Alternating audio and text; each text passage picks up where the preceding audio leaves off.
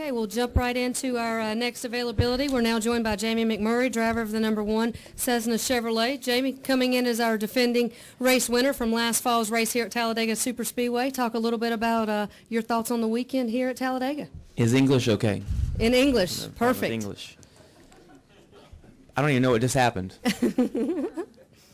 Yeah, Talladega is one of the more laid-back weekends, I think, for all of us. It's typically one practice.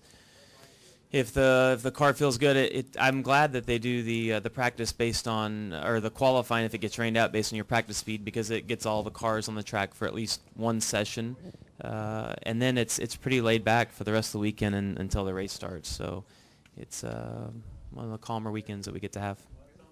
All right, we'll start right here in the middle with Tom, then come up to Stan. Hi, Jamie. Tom Hello. Jensen, FoxSports.com. You've been very successful here.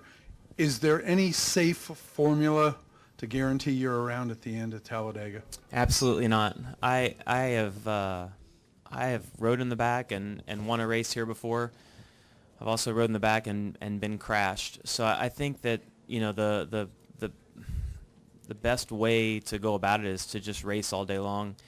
The downside to riding in the back is first off, you don't get to work with anybody and see who you think is going to want to work with you.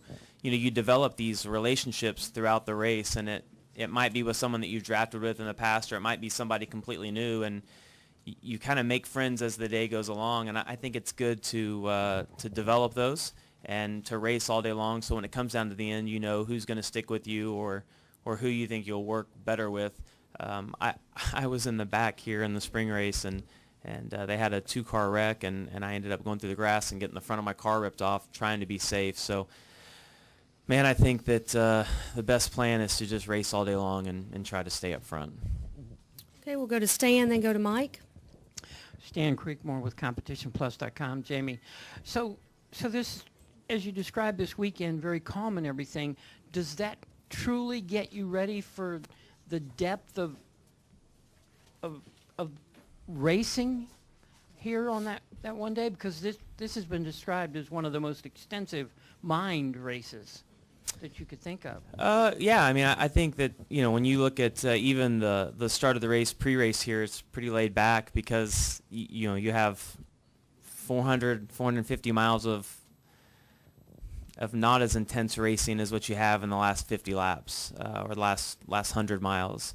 It's yeah, I mean, I don't think you can't get all worked up now or even in the first half of the race because it means nothing. And so for the most part, it's about, you know, not getting torn up and just being there for the last maybe 50 to 75 laps. Okay, we'll take our next question. Mike, go ahead. Mike Hembry, USA Today.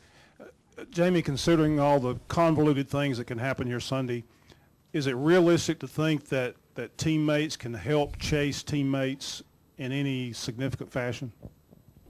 No, I don't think so. I think that when you get on the track, you help who's going to benefit you the most. I don't know. I think you'd be grasping for a story. It's going to be really hard to hang anyone out here intentionally.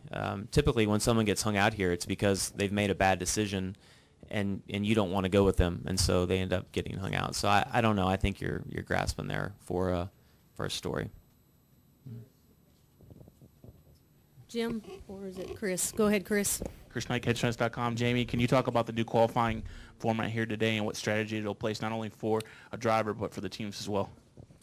Yeah, I know that there's a new qualifying format. I have to be honest, I have no idea what it is. I talked to Helton after, I think, the Daytona race, and they talked about the ideas that they had, and I remember at the time saying, yeah, it all sounds really good. Yeah, I think it's great that it's going to be in a shorter amount of time. I kind of know what's going on. I don't know 100%. But at the same time, I've been terrible at this format of qualifying at plate races. I don't think I've made it into the second round yet. And it's a little frustrating at the time, but it really doesn't matter where you qualify here. So that's why I haven't paid much attention to it. Okay, we'll come over here for MRN, then go to Dustin and Ray. Hi, Jamie. Tyler, MRN. Do you sense any sort of urgency or frustration from Kyle, and have you given any words of encouragement about Kyle Larson? Yeah, about all his second place finishes. Well, I mean, he wants to win, and he's done a really good job of putting himself in the right position. Maybe the caution flags haven't fallen exactly the way that they need to, but as long as he keeps doing what he's doing, I don't. I mean, urgent. He's 21. Everything's urgent in his life right now, and he'll get to have plenty of victories. He's done a really good job, but I haven't. I mean, in my conversations with him, there hasn't been any panic more than what there is for everybody else in the garage. Okay, we'll go Dustin, then Ray, and then go to the back for some questions. Dustin Long, MRN.com. Jamie, we've heard from a lot of people about the difficulty of trying to work your way up through the pack, I guess, with this package. Can you, I guess, kind of put us in the seat or describe the challenges of kind of if you're outside the top 10 or outside the top 20 and trying to move up, especially the latter part of the race, the challenges and what you're seeing, what you're facing, and what makes it so difficult? I feel like every plate race, it gets harder and harder to go from the back to the front.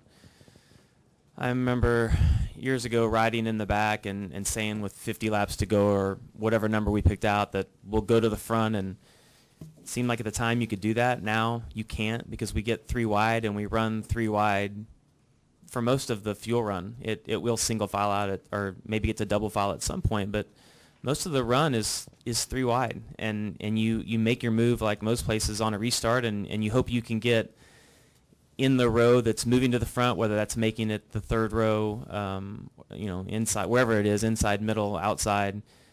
And then it's hard to pass after that. It's hard to go 4 wide because people don't want to go with you when you get past 3. So I think every plate race gets harder, and I think some of that comes from everybody getting smarter about plate racing, maybe being more patient.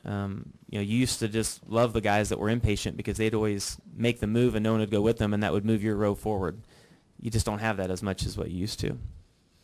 Okay, we'll take our next question over to the right. Ray, go ahead. Ray Dunlap, Fox Sports. Normally they talk about how the car is so important here. I'm assuming your car will be similar to Kyle's, but on a week-to-week basis, how similar are your setups the way you and he drive?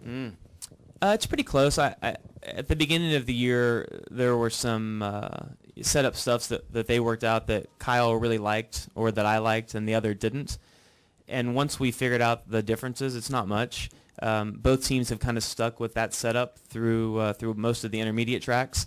The short tracks are closer than what we have at the 1.5 miles, but it's pretty close. If one of us gets off at some point in practice, the other team is able to put that guy's setup in and be right where the other team is. So the cars are all built identical. I think most teams are on that same plan. So at the shop, the guys when they build chassis don't know if it's mine or Kyle's, or the same thing with the bodies. It's pretty much all the same. It's the setup stuff's a little different, but they're close enough that we can switch back and forth. Mm-hmm. Okay, Michelle, do we have a question in the back? Hi, Jamie. Jason Wirt, USA Radio Network. I have a son with autism, so I've followed your foundation. Could you tell us a little bit about what you've been doing lately with the Jamie McMurray Foundation? Yeah, I mean, it goes in spurts, and what we're doing, Artie has probably been the biggest contributor to the autism in the racing community. So we've obviously got to do a lot of cool stuff with his golf tournament, but it just it just depends on the time of year, and certainly April's a huge month for everybody in the autism community. But right now there's not a lot going on. Mm-hmm. Okay, final question, Marty. Marty Smith, ESPN. Jamie, generally from your perspective, having been in Cup for a long time, how much do you think drivers in Cup care what their peers think about them? And by peers, I mean other drivers, not your own team. And what drivers do you think in the current field genuinely don't care what their peers think of them? Hey, Matt.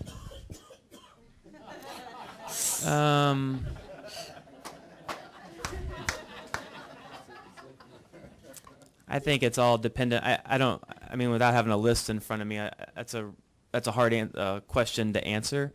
And I think it's just, I think it depends on the individual, and I don't know that it has to do with racing as much as just in life. And the people that worry about maybe what other people think of them, I don't know. That's a really you should just save that question for Matt, Marty. I think that's good. What about you? How much do you care? Well, I do care. I have to be honest. I think most people in this room would know that I don't know. I don't worry necessarily about what people think of me, but I hate disappointing people. I want people to respect me and to think a lot of me, and whether it's my ability, the kind of dad I am, just the kind of person I am. So, yeah, that means a lot to me to to have people think highly of me, and if I'm being honest, it would hurt my feelings when I don't think people respect me or think a lot of me. Yeah. Jamie, thank you for your time today. Good luck this weekend.